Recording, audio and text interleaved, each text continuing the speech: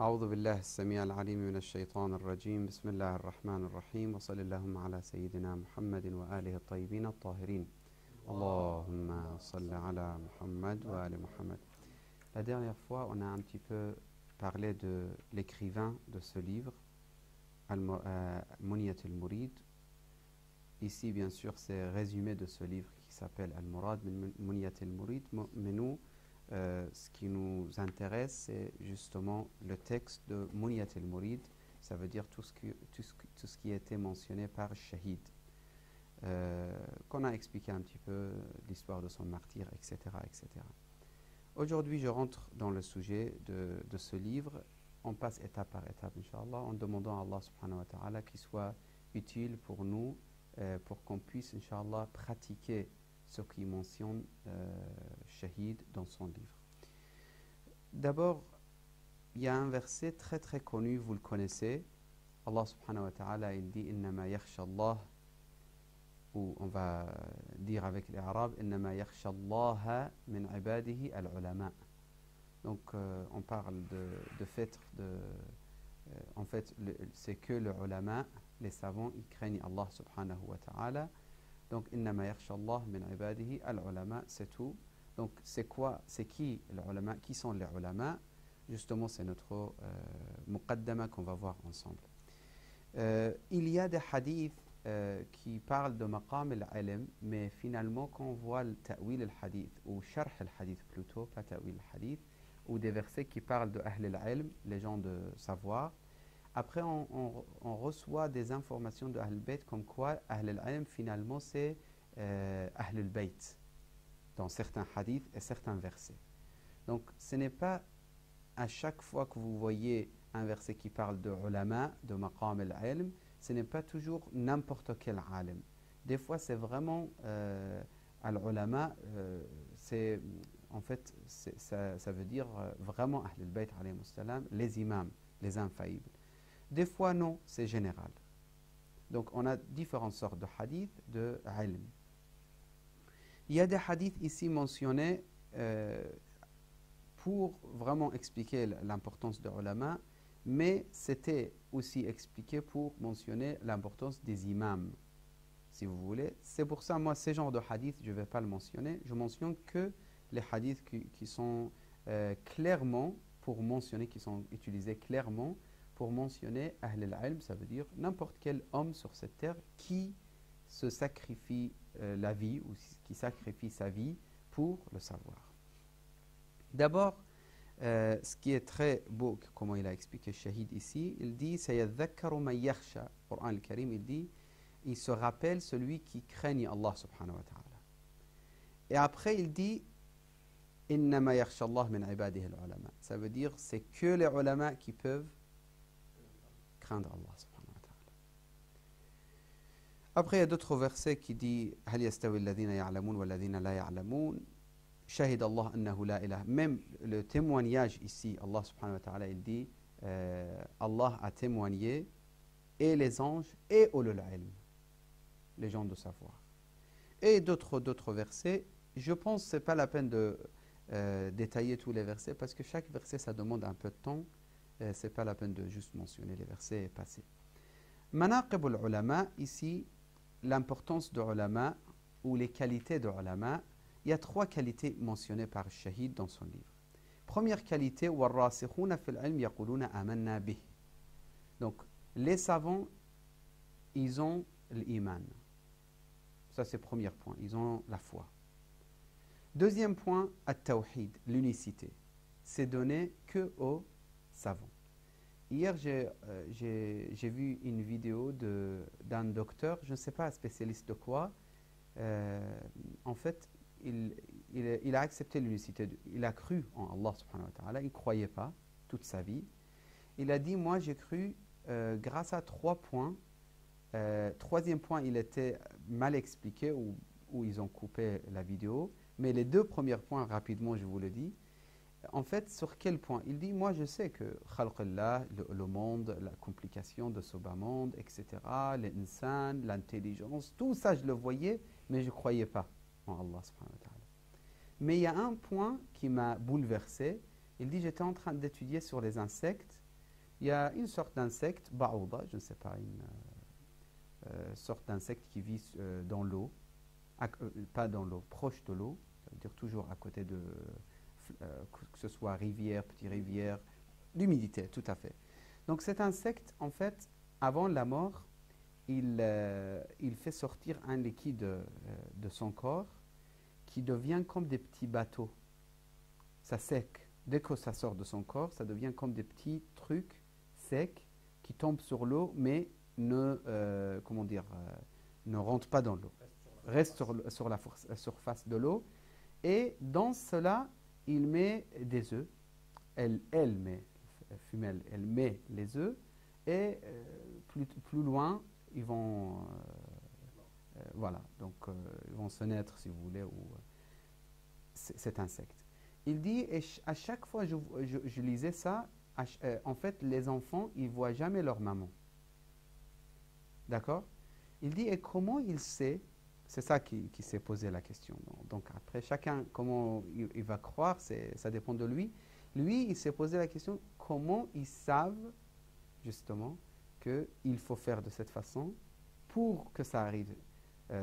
Ce genre de, ça veut dire cette manière de continuation pour cet animal ou cet insecte, c'est qu'il l'a appris en fait. Et c'est ça qui l'a bouleversé. Il a dit, c'est pas la vision. C'est pas j'ai vu, j'ai appris. Il ne l'a jamais vu. Il l'a appris comment? Après, il a dit, et j'ai parlé avec un ami à moi qu'il avait beaucoup de... à la colonne, d'autres histoires, je ne vais pas rentrer dans les détails. Encore une autre anecdote, si vous voulez, qui prouve que l'animal, il sait faire sans voir, sans apprendre, sans passer par ni stage, ni apprentissage, ni expérience, rien du tout. Donc, il est enregistré, on dirait, dans la nature originelle. On ne peut pas dire pour un animal nature originelle, mais si c'est dans al-ghariza, c'est l'inné, c'est ghariza. En arabe, on dit ghariza, qui est chez les animaux. À la colonne. Donc, lui, il a cru. À chaque fois que la personne, il approfondit son niveau de savoir, dans n'importe quel aspect, normalement, si il a le cœur pur, il va renforcer sa foi également. À chaque fois qu'il renforce le savoir et la foi également. À la colonne. Deuxième, on parle de l'unicité, on parle de l'importance d'avoir un cœur, plutôt d'avoir des larmes, verser des larmes de l'amour pour Allah subhanahu wa ta'ala chez les savants. Ça veut dire un savant, il pleure et il implore Allah subhanahu wa ta'ala. Le verset, il dit, Inna alladhina utul ilm min qablihi. Après, à la fin, il dit, wa yakharruna lil athqani yabkoun. Donc, c'est parmi les qualités des ulama, le fait de pleurer et implorer Allah subhanahu wa ta'ala. Maintenant, les hadiths. Aussi, les hadiths, je ne vais pas mentionner tous les hadiths, mais je vais avoir un peu de réflexion avec vous, quelques hadiths aujourd'hui. Plus tard, on verra ensemble, Inch'Allah. Si vous avez des remarques ou questions, n'hésitez pas. Premier hadith de Nabi, de notre noble prophète, salawatullah wa salamu alayhi, il dit « Ma yuridillah bihi khayran yufaqihu fi din » Après, donc, c'est un bien pour l'homme, s'il étudie, ça c'est un hadith qui est très connu. من أحب أن ينظر إلى عتقاء الله من النار فلينظر إلى المتعلمين. Celui qui veut voir les gens qui vont être libérés de l'enfer, il observe les muta'allimin. فوالذي نفسي بيده ما من متعلم يختلف إلى باب العالم إلا كتب الله له بكل قدم عبادة سنة. Chaque pas, on peut dire, chaque pas, celui qui fait, en fait, celui qui va vers le savoir, chaque pas qu'il fait, en échange de chaque pas, il aura ibadat sana, adoration de un an. Bien sûr, tout de suite, on commence à dire, mais c'est énorme, pourquoi? C'est juste pour encourager ce hadith, ou c'est quoi le but? Non, c'est pas pour encourager, c'est une réalité. Oui, ça nous encourage, mais c'est une réalité. Il faut être sincère aussi. Là, j'arrive avec ce point. وَبَنَى اللَّهُ لَهُ بِكُلِّ قَدَمٍ مَدِينَةً فِي الْجَنَّةِ. Chaque pas, une ville au paradis. وَيَمْشِي عَلَى الْأَرْضِ وَهِيَ تَسْتَغْفِرْ لَهُ. La terre, il demande pardon à Allah subhanahu wa ta'ala pour cette personne. وَيُمْسِي وَيُصْبِحْ مَغْفُورًا لَهُ وَشَهِدَتِ الْمَلَائِكَةُ أَنَّهُمْ عتقاء الله من النار. طيب, je ne vais pas traduire la totalité. Deuxième hadith, Man talaba al-ilma lillah, justement ce que tu as dit. Et j'ai plusieurs hadiths que le prophète, il mentionne l'intention. Il nous montre que finalement, c'est l'intention qui compte. Parce que si l'intention, c'était pas important, comme je vous ai parlé la première fois, c'était parmi les piliers en fait, de la réussite. Man talaba al-ilm lillah. Il a demandé le savoir pour Allah subhanahu wa ta'ala. Donc, c'est pas pour yubahi nas, c'est pas pour avoir des diplômes, c'est pas pour avoir une position sociale, ou c'est pas, etc., etc. Tout ça, c'est pas béni. Fahuwa kas-sa'im naharahu al-qa'im laylah. Donc, celui qui demande le savoir pour Allah, c'est comme si toute la journée il jeûne et il fait toute la nuit l'ibada. Je ne sais pas, est-ce que vous avez vu dans Laylat al-Qadr les actions de Laylat al-Qadr? Vous vous rappelez qu'on parle de ilm aussi, qu'on dit mudhakaratul ilm encore plus important que l'a'mal. Mudhakaratul ilm. Absolument, lillah, ça doit être dedans. Si ce n'est pas pour Allah, ça n'a rien à voir. وإن بابا من العلم يتعلمه الرجل خير له من أن يكون له أبو قبيس ذهبا فأنفقه في سبيل الله. Abu Qubays, grande montagne en Arabie Saoudite ou en Arabie, في الحجاز, il dit si tu as cette quantité, si vous voulez, comme une montagne de l'or, et que tu distribues fi sabilillah, c'est moins important que enseigner un bab de ilm, ça veut dire une porte de savoir. Je pense, je dois petit à petit finir avec deux hadiths, j'essaie de terminer. Man ja'ahu al-maut wa huwa yatlubu al-ilm. Celui qui meurt alors qu'il est en train de demander ou chercher le savoir. Par exemple, Inch'Allah, Inch'Allah, Inch'Allah, nous sommes parmi les gens qui cherchent le savoir. Et Inch'Allah, que ce soit pour Allah subhanahu wa ta'ala. Si là, tout d'un coup, on quitte ce bas monde, pour n'importe quelle raison, qu'est-ce qu'il dit le hadith? Mais attention, Man ja'ahu al-maut wa huwa yatlubu al-ilm liyuhyi bihi al-islam. Donc, là, tout à l'heure, on a dit lillah pour Allah. Là, on parle de liyuhyi pour faire revivre l'islam.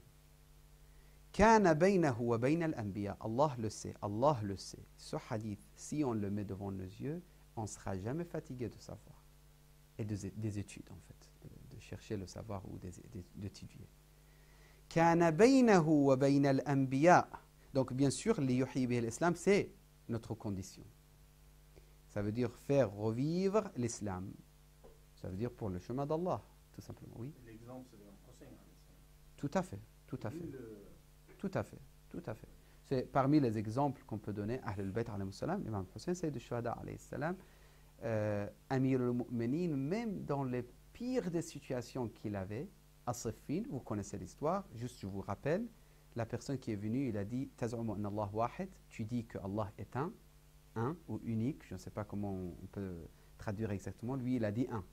Après, l'imam il lui a expliqué, après les gens ils se sont énervés contre la personne en disant on est dans la guerre ou dans les problèmes avec Siffin, avec la guerre contre Muawiyah, et tu vois, tu poses des questions de tawhid ou je ne sais pas quoi. L'imam il a répondu, et ça reste dans l'histoire.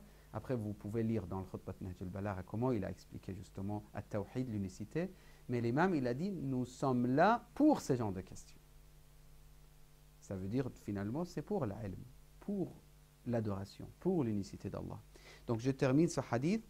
Man ja'ahu al-maut wa huwa yatlubu al-ilm. Il est mort pendant l'étude qu'il est en train de faire, les recherches qu'il est en train de faire. Attention, pour liyuhyi bihi l'islam, l'intention, kana baynahu wa bayna al-anbiya daraja wahida fil jannah. Entre lui et les prophètes, il n'y aura que, comment dire, daraja, un niveau de différence entre lui et les prophètes. Fil jannah. Il n'est pas comme les prophètes, mais il y a un niveau de différence, si vous voulez. Une étape ou un niveau, ou daraja, voilà. Différence entre lui et l'anbiya fil jannah. Yani, sincèrement, réellement, si ce hadith, il est devant nos yeux toujours, on essaye de vivre avec ce hadith, déjà purifier notre intention au moment de savoir et apprentissage. Et deuxièmement, savoir c'est le maqam que Allah nous donne si on est en train d'étudier. Par contre, si autre projet, c'est récompensé, même quoi que ce soit, si c'est niya, c'est bon, mais ce n'est pas pareil. وقوله فضل العالم على العابد 70 درجة. Je vais terminer avec ce hadith, si vous me permettez. فضل العالم. أقول قولي هذا وأستغفر الله لي ولكم وصلى اللهم على سيدنا محمد وآله الطيبين الطاهرين. اللهم